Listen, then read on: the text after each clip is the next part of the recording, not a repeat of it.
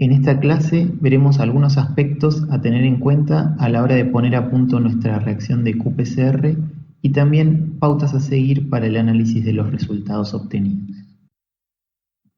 Comencemos con un breve repaso de lo visto sobre PCR cuantitativa o qPCR. La PCR en tiempo real es una reacción que nos permite amplificar y al mismo tiempo cuantificar el ácido nucleico amplificado. Para la detección del producto de reacción se van a utilizar fluoróforos y muchas veces el molde empleado es ADN complementario, producto de una reacción de transcripción reversa previa a partir de ARN.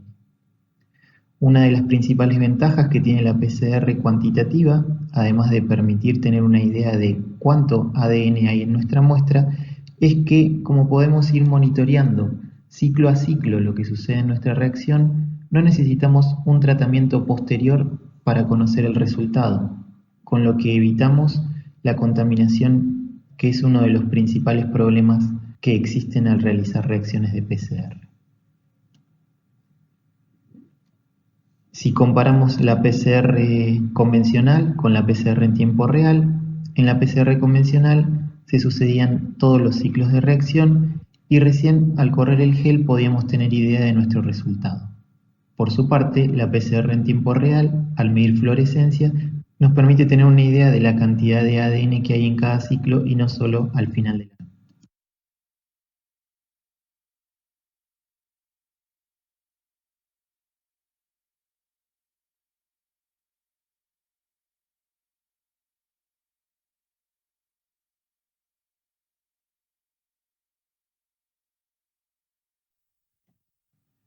La reacción en cadena de la polimerasa se caracteriza por tener tres fases.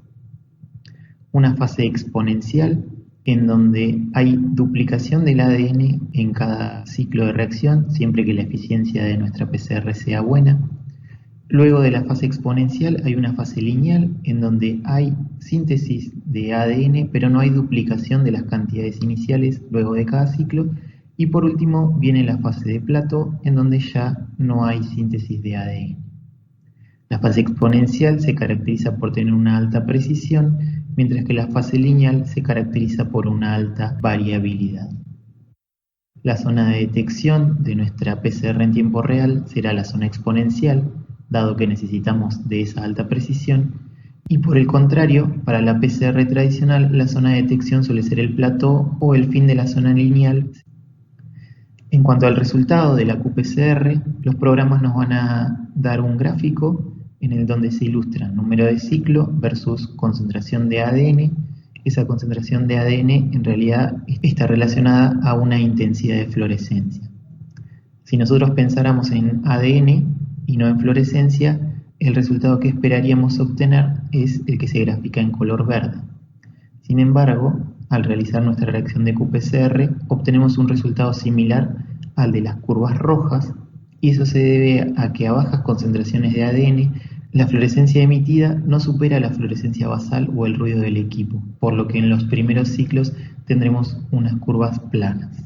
Recién cuando las cantidades de ADN sean lo suficientemente grandes como para que su fluorescencia sea detectable, veremos una curva con la forma que esperaríamos.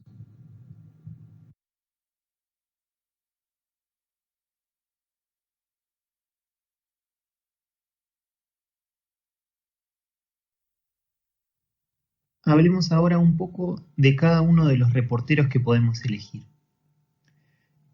El Cybergin es una de las moléculas fluorescentes más utilizadas para las reacciones de qPCR. A diferencia del bromuro de tidio que usábamos en la PCR tradicional, el Cybergin no es un agente intercalante, sino que se une al surco menor del ADN doble hebra. Presenta una fluorescencia intensa unido a ADN doble hebra, mientras que presenta una fluorescencia débil en su forma libre o unido a ADN simple hebra, como pueden ser los primers, o a ARN. Durante el ciclado de PCR, en la etapa de desnaturalización, el Cybergin se encontrará en su forma libre o unido a ADN simple hebra, por lo que no emitirá fluorescencia. A medida que avanza la reacción, durante el paso de annealing y extensión, se comenzará a generar ADN doble hebra y el Cybegreen podrá unirse al surco menor de esas nuevas moléculas, emitiendo fluorescencia. Una vez que se completa el ciclo de reacción, las moléculas de Cybegreen estarán unidas a todo el ADN doble hebra recién sintetizado, por lo que si hacemos una medición de la fluorescencia en ese punto, podremos tener una idea bastante cercana a cuál es la cantidad de ADN presente en nuestra muestra. La lectura de fluorescencia entonces se va a realizar una vez terminado el paso de annealing y extensión, antes del paso de desnaturalización del siguiente ciclo.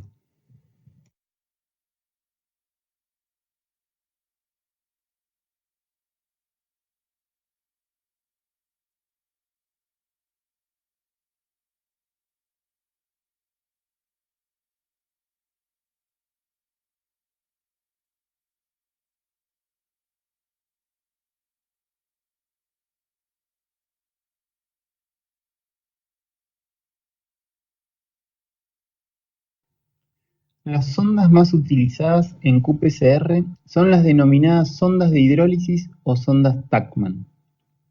Estas sondas están diseñadas para unirse a una zona interna del fragmento a amplificar, lo que permite incrementar notablemente la especificidad de la reacción si lo comparamos con Cybegreen. El diseño de las sondas es similar al que se muestra en la diapositiva. Se trata de un oligonucleótido corto que en su extremo 5' está marcado con una molécula fluorescente. En el extremo 3' tiene unida una molécula llamada quencher. Cuando excitamos al fluoróforo, este emite fluorescencia, pero toda esa fluorescencia es captada por la molécula quencher del extremo 3', por lo que no puede ser detectada. Este fenómeno se repetirá en todos los ciclos siempre y cuando la distancia entre el fluoróforo y el quencher sea corta, lo que sucederá mientras la sonda mantenga su integridad. La posibilidad de detectar fluorescencia en presencia del ADN de interés se basa en la actividad exonucleasa 5'3' de la Taq polimerasa. Durante el paso de annealing y extensión, la sonda podrá unirse a la secuencia específica complementaria del ADN target. A medida que la polimerasa avance en la síntesis de la doble hebra, se acercará a la sonda y la degradará gracias a su actividad exonucleasa. Al degradar la sonda y liberar los nucleótidos, el fluoróforo podrá alejarse de la molécula quencher y al ser excitado emitirá fluorescencia que llegará al detector. Cuanto mayor cantidad de ADN de interés haya en nuestro tubo, mayor será la cantidad de sonda degradada y por lo tanto mayor la fluorescencia detectada.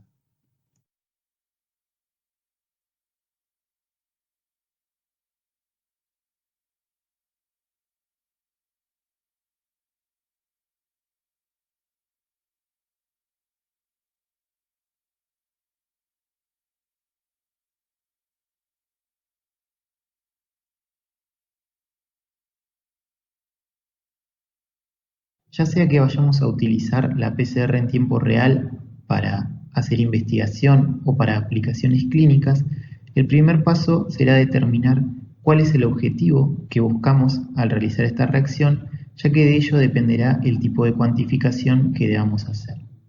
Si por ejemplo el objetivo es evaluar la cantidad exacta de material que hay en nuestra muestra, deberemos hacer sí o sí una cuantificación absoluta. Si por el contrario queremos ver cambios en niveles de expresión o cantidades de ADN relativas, deberemos hacer una cuantificación relativa. El siguiente punto es determinar cuál será la muestra o molde que utilicemos en la reacción. El mismo puede ser ADN o ARN. En caso de que sea ARN, hay que hacer una transformación por acción de una transcriptasa reversa a ADN, ya que la polimerasa solamente sintetiza a partir de un molde de ADN. Esa transcripción reversa, seguida de la reacción de qPCR, se puede hacer en un paso, en donde tanto la transcripción como la cuantificación se hacen en el mismo tubo, o se puede hacer en dos pasos, en donde primero se realiza la reacción de transcripción y sobre esa muestra diluida se realiza la cuantificación. Ya sea que se utilice como molde ADN o ARN, las moléculas utilizadas para la detección van a ser las mismas: Cybegreen o un reportero fluorescente no específico o sondas fluorescentes. Por lo general, cuando trabajamos en investigación, utilizamos como molde ARN, hacemos una RT-qPCR de 2 pasos, usamos Cybergreen como molécula fluorescente reportera y realizamos una cuantificación relativa. Al realizar una cuantificación relativa, siempre tenemos que tener presente que debemos tener al menos 2 condiciones para poder comparar.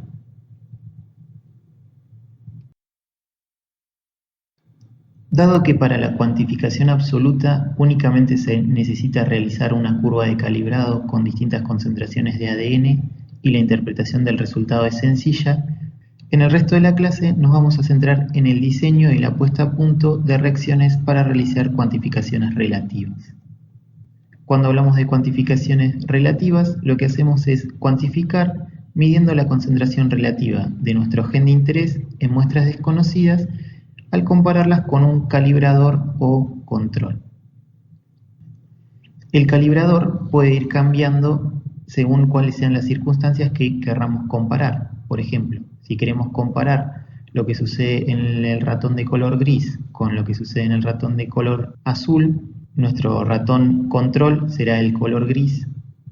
En cambio, si queremos evaluar qué ocurre en el ratón azul a un tiempo 0 y a un tiempo de 24, el calibrador para el tiempo de 24 será el tiempo 0. Solo por comparación entre el experimental y el calibrador podremos determinar si la concentración relativa de nuestro gen de interés está aumentada, disminuida o permanece sin cambios. Para poder hacer una cuantificación en forma relativa, siempre va a ser necesario hacer una normalización de los resultados y para eso necesitaremos de lo que se denominan genes de referencia que veremos más adelante en esta clase. Una vez definido el objetivo de la reacción, el tipo de muestra y el diseño experimental, lo siguiente que debemos hacer es elegir a nuestro reportero fluorescente. Como ya vimos, esa molécula fluorescente puede ser una sonda específica de secuencia o un fluoróforo no específico que se una al ADN, por ejemplo, Cybergreen. La elección de uno u otro dependerá del nivel de precisión y sensibilidad que necesitemos, de las características del equipo de qPCR, del número de secuencias y genes que deseemos analizar al mismo tiempo y del presupuesto disponible. Por ejemplo, si queremos analizar más de un gen al mismo tiempo, en el mismo tubo de reacción deberemos utilizar sí o sí sondas marcadas con distintos fluoróforos, ya que Cybergreen, al unirse en forma inespecífica a cualquier molécula de ADN, no nos permitirá cuantificar más de un gen al mismo tiempo. El siguiente paso será el diseño de primers, para lo cual deberemos encontrar la secuencia de nuestro gen de interés, elegir la zona a amplificar y realizar el diseño correspondiente. Debemos tener en cuenta el tamaño del amplicón, que ya fue explicado en la clase de diseño de primers, y también es importante conocer, si es posible, la concentración de cationes monovalentes y divalentes que contiene nuestro mix de reacción para hacer un cálculo adecuado de la temperatura de melting de nuestros primers, ya que muchas veces es útil poder realizar la reacción a una temperatura de 60 grados con un único paso de unión de primers y amplificación que se conoce como ciclado universal. Como vimos en la clase de diseño de primers, para elegir nuestros cebadores es importante tener en cuenta qué tipo de primers se utilizaron para hacer la reacción de transcripción reversa y los cuidados de diseño para evitar la amplificación de ADN genómico o, en caso que no se pudiera, al menos poder darnos cuenta que la amplificación de ADN genómico estuvo presente en nuestra reacción. Como dijimos anteriormente, para poder cuantificar en forma relativa vamos a utilizar genes de referencia. Las características que deben cumplir los mismos se detallan en la diapositiva, pero la más importante es que la expresión de ese gen no se vea modificado en nuestras condiciones experimentales, es decir, que haya los mismos niveles tanto en el control como en cada una de las condiciones experimentales que estemos evaluando. El uso de estos genes de referencia nos permiten corregir variaciones relacionadas a, por ejemplo, la cantidad de tejido utilizado en la reacción, el número de células totales, la eficiencia de extracción del ARN, la eficiencia de la transcripción reversa y de la amplificación, errores en la cuantificación del ARN o el cDNA inicial, etc. La forma correcta de elección del gen de referencia sería evaluar un mínimo de 8 genes distintos, para los cuales evaluemos en cada una de nuestras condiciones experimentales sus niveles de expresión por qPCR, y en la mayoría de los casos se termina luego utilizando 3 para realizar la normalización. Existen programas, como por ejemplo GNorm, que a partir de todos los datos obtenidos de la evaluación de esos posibles genes de referencia, nos permite establecer relaciones entre los mismos y saber cuáles son los que menos variación sufren en nuestras condiciones experimentales. La mayoría de las veces, en los laboratorios de investigación, para abaratar costos, se suele utilizar un único gen de referencia y el mismo se elige a partir de la bibliografía. ¿Cuáles serían los pasos para validar manualmente un gen de referencia? Deberíamos primero cuantificar ARN de una manera muy precisa. No es recomendable solo cuantificar midiendo la absorbancia 260, por lo que explicamos en la clase práctica de ARN. Una vez cuantificado, habría que realizar 3 reacciones de transcripción reversa independientes y juntar el ADN complementario obtenido en un único pool. A partir de ese ADN deberíamos hacer qPCR por triplicado para cada gen y evaluar el CQ en cada una de nuestras condiciones experimentales. Si nuestro gen es un buen gen de referencia, no debería haber diferencias mayores a 0,5 CQ en las distintas condiciones experimentales. Al igual que comentamos para la PCR tradicional, los controles son una parte muy importante de nuestra reacción de PCR cuantitativa. Idealmente, deberíamos poder correr un control positivo que siempre tiene que mostrar amplificación, lo que nos permitirá detectar problemas con los reactivos y errores en el ensayo, y son muy importantes en la puesta a punto de la reacción. Este tipo de controles positivos son indispensables en los ensayos de presencia-ausencia, también llamados PCR en tiempo real cualitativo. Con respecto a los controles negativos, estos nunca tienen que mostrar amplificación y nos permitirán detectar contaminación y formación de productos no específicos. Si bien muchas veces para ahorrar uno suele reducir la cantidad de controles que realiza, es importante destacar que los controles son la parte más importante de nuestra reacción de PCR, ya que un resultado no concordante dentro de nuestros controles automáticamente invalida cualquier resultado observado en nuestra muestra. Como mínimo, deberían correrse 2 tipos de controles negativos, el NTC y el no-RT. El llamado NTC o No Template Control es aquel que tiene todos los componentes de reacción, pero el ADN ha sido reemplazado por agua. Este control no debería mostrar amplificación y en caso de mostrarla, el ciclo en el cual la fluorescencia se vuelva detectable debe ser al menos 5 ciclos mayor que la muestra más diluida que corrimos en nuestra reacción. Por otro lado, otro control negativo a realizar es el que se denomina control no RT o un control sin transcripción reversa. Este control es muy importante en las reacciones que usan ADN complementario como molde, y lo que se hace es reemplazar ese ADN complementario por una alícuota del ARN original, al cual no se le ha hecho la reacción de transcripción reversa. En caso de haber un resultado positivo para este control, nos estaría indicando que nuestra muestra está contaminada con ADN genómico, ya que la Taq polimerasa no puede usar ARN como molde para la síntesis de ADN. Si vamos a trabajar utilizando ARN como muestra de partida, es muy importante tener presente todo lo visto en la clase práctica relacionado a la evaluación de la cantidad y calidad del ARN. No solo es importante medir la absorbancia 260 y la relación con la absorbancia 280 y 230, sino también en la medida de lo posible correr un gel para evaluar el estado de nuestro ARN y en lo posible hacer una barrida de todo el espectro para detectar contaminaciones como por ejemplo de fenol que tienen picos de absorbancia característicos y que además llevan a un error en nuestra cuantificación del ARN. Todo esto lo pueden ver en más detalle en la clase de ARN de la parte práctica. Una vez definidos todos los parámetros de nuestra reacción y realizada la retrotranscripción de nuestras muestras de ARN, antes de realizar la cuantificación de nuestras muestras, es importante la realización de la puesta a punto de la reacción. La misma nos va a permitir evaluar la eficiencia, precisión y sensibilidad y especificidad de nuestra qPCR.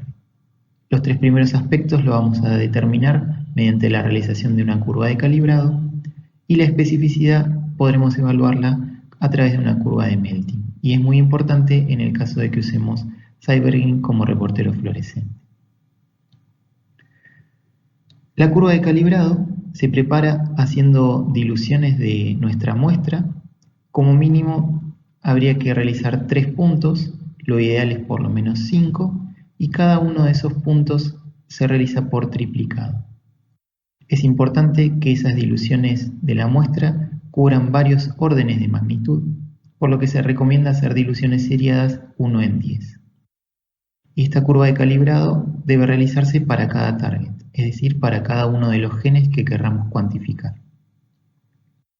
Una vez realizada la reacción de PCR, podemos graficar la concentración de ADN en escala logarítmica versus el número de ciclo en el cual la fluorescencia se hizo detectable, y con esos datos podremos determinar el rango dinámico de nuestra reacción, que nos permite decir entre qué cantidades de ADN nuestra reacción va a ser lo suficientemente eficiente para detectar diferencias en caso de que existan.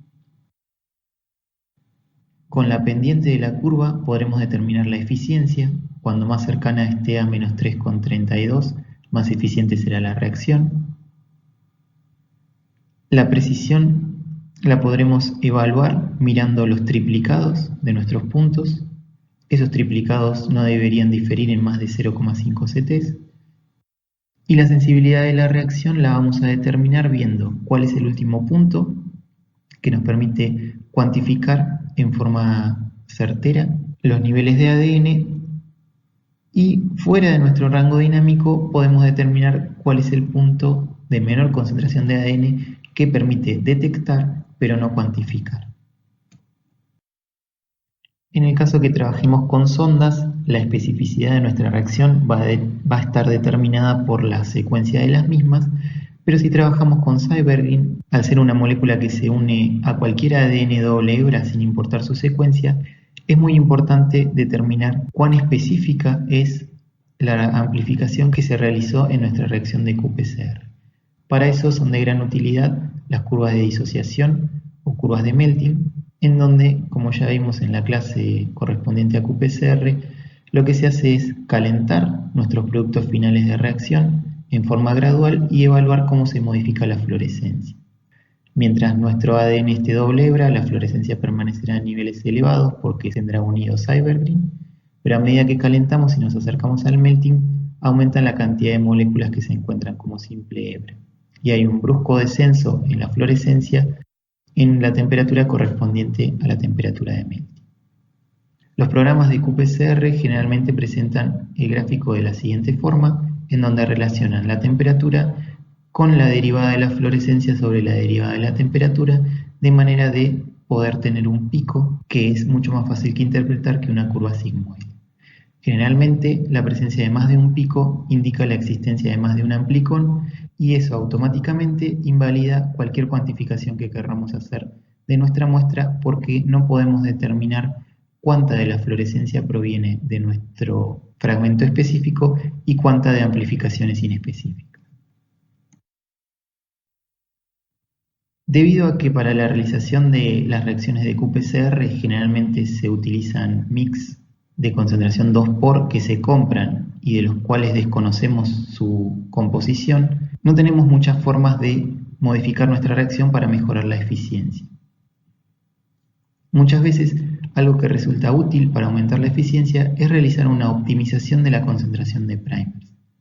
Como podemos ver en este primer gráfico, a medida que aumentamos la concentración de primers, disminuye el número de ciclos necesarios para obtener fluorescencia detectable.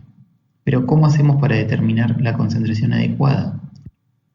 El procedimiento para llevar a cabo la optimización de la concentración de primers consiste en probar distintas concentraciones de primer forward con distintas concentraciones de primer reverse. Cada una de esas combinaciones debe hacerse por duplicado y se debe correr un control negativo sin templado para cada combinación.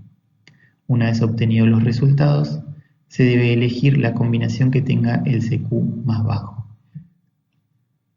Otros cambios que se pueden realizar son modificaciones en la temperatura de annealing y modificaciones en las concentraciones de magnesio, pero como usamos mix premezclados, en este caso lo único que podemos hacer es aumentar la concentración. Una vez puesta a punto nuestra reacción y obtenidos los resultados de nuestras muestras, el primer paso para el análisis de los resultados es asegurarse que los valores de CQ obtenidos sean confiables. Lo primero que debemos hacer es mirar los valores crudos de fluorescencia. Lo que hay que observar en este gráfico es que el delta de fluorescencia en nuestras muestras sea lo suficientemente grande como para que sea significativo y no pueda deberse a un error de cuantificación. El segundo paso es determinar la línea de base o baseline, que permite mejorar la precisión y debería realizarse en forma individual en cada tubo. Un criterio que se suele utilizar es determinar la línea de base con los valores de fluorescencia obtenidos entre el ciclo 3 al ciclo del CQ-1 para cada muestra.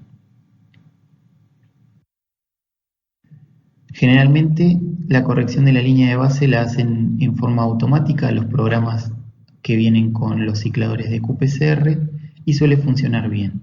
En caso de que haya un error, nos daremos cuenta porque la forma de nuestras curvas será bastante diferente a la que estamos acostumbrados a ver. Y una vez detectado ese error, modificando simplemente los parámetros utilizados para la determinación de la línea de base, podremos obtener nuestras curvas con la forma adecuada y a partir de ellas obtener los valores de CQ. El siguiente paso, luego de la correcta determinación de la línea de base, es establecer el umbral o threshold para hacer la cuantificación en sí. Ese umbral debería determinarse por amplicón, es decir, cada gen debería tener su umbral, y lo correcto es que se determine durante la puesta a punto y se mantenga fijo a lo largo de todas las reacciones de qPCR, siempre y cuando las condiciones de reacción no sufran variaciones. Como cuarto paso, hay que evaluar las curvas de disociación y asegurarse que haya un único pico, que nos asegura que no hay amplificaciones inespecíficas. Y por último, pero que en realidad debería ser lo primero que hagamos, hay que evaluar los controles, ya que la falta de amplificación en el control positivo o la existencia de amplificación en los controles negativos automáticamente invalida todos nuestros otros resultados. Con respecto a la cuantificación en sí, si hiciéramos una cuantificación absoluta, nos permitiría conocer la cantidad exacta de ADN presente en nuestra muestra original. Para eso necesitaremos una curva estándar externa y haremos diluciones seriadas de un estándar de concentración conocida, obtendremos los valores de CQ y graficaremos el logaritmo de la concentración de ADN en función del número de ciclo o CQ. La eficiencia de amplificación del estándar y de nuestra muestra deben ser iguales para que los valores obtenidos sean confiables. En lo que respecta a la cuantificación relativa, el método más utilizado es el del CQ comparativo o delta-delta-CQ, que establece que la expresión de un gen relativa al calibrador es igual a 2 a la menos delta-delta-CQ, en donde delta-delta-CQ es igual al delta-CQ del experimental menos el delta-CQ del calibrador o control, y el delta-CQ del experimental se corresponde con el CQ del gen de interés en el experimental menos el CQ del gen de referencia en el experimental, y el delta-CQ del calibrador se corresponde con el CQ del gen de interés en el control menos el CQ del gen de referencia también en el control. Si por ejemplo tuviéramos los resultados mostrados en el cuadro, El delta CQ del calibrador nos daría 5,6, el delta CQ del experimental nos daría -2, el delta CQ nos daría -7,6.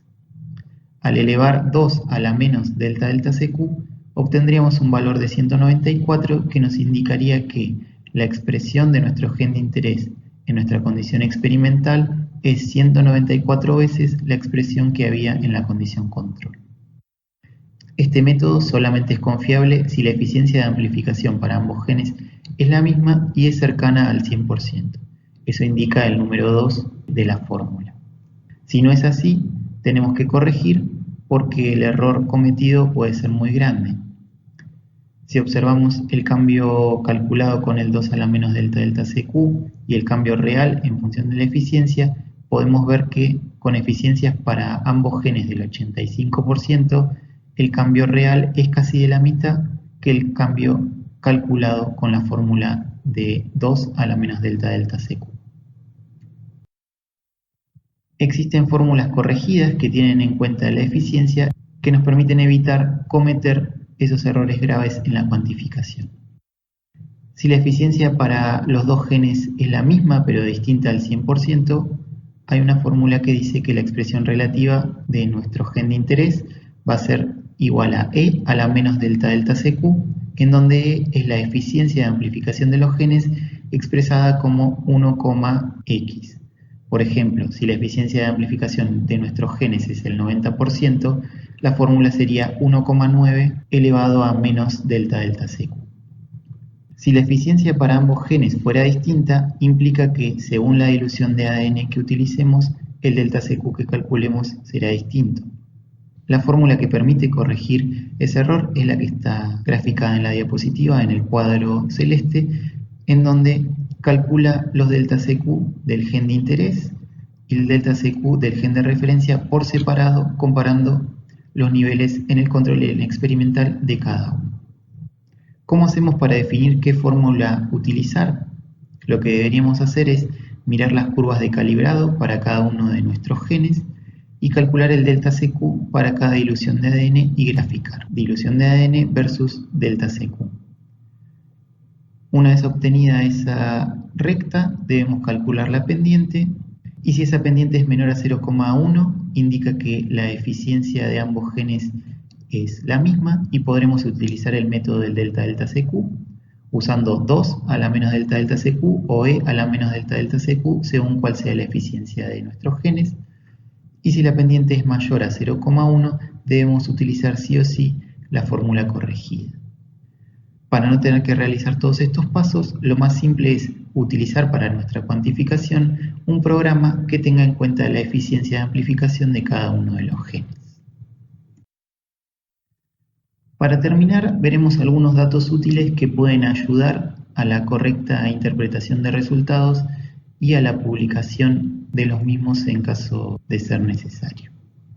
Un programa útil a la hora de realizar la cuantificación es el llamado LinReg-PCR, que permite que nosotros carguemos nuestros datos crudos obtenidos en nuestra corrida de qPCR y en forma automática el programa nos va a permitir corregir las líneas de bases de cada uno de nuestros tubos en forma individual, determinar una ventana de linealidad y determinar en forma automática el umbral para cada uno de los genes que utilicemos. Es una muy buena opción porque permite independizar de nuestra subjetividad la determinación de los resultados.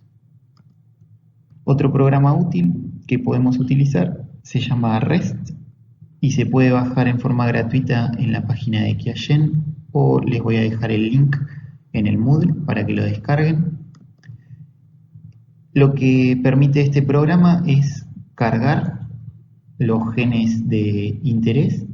Si tuviéramos los datos de la curva de calibrado, el programa puede calcular a partir de ella la eficiencia, si no podemos agregarla en forma manual, y nos permite agregar más de un gen de referencia para realizar las comparaciones. Luego debemos cargar los datos de cada una de nuestras condiciones experimentales, nos permite comparar dos al mismo tiempo y automáticamente nos calcula el resultado y nos dice si nuestro gen está upregulado o downregulado en nuestra condición experimental y cuál es la magnitud de ese cambio. Es un programa muy simple de usar que permite ahorrar una gran cantidad de tiempo porque no hay que realizar los cálculos en forma manual y tampoco hay que preocuparse por qué fórmula utilizar porque el programa utiliza siempre una fórmula que tiene en cuenta la eficiencia para cada gen. Por último, les vamos a dejar subido en el Moodle el paper que habla sobre las normas MICE, que tiene un resumen de la mínima información requerida para la publicación de resultados de experimentos de PCR cuantitativa en tiempo real. Tiene una serie de detalles sobre la terminología a utilizar y también distintas cuestiones a tener en cuenta, ya sea para la obtención de la muestra, para el procesamiento del ARN, para la cuantificación del ARN, además de otra información que es útil en caso de que querramos publicar un paper con resultados de qPCR.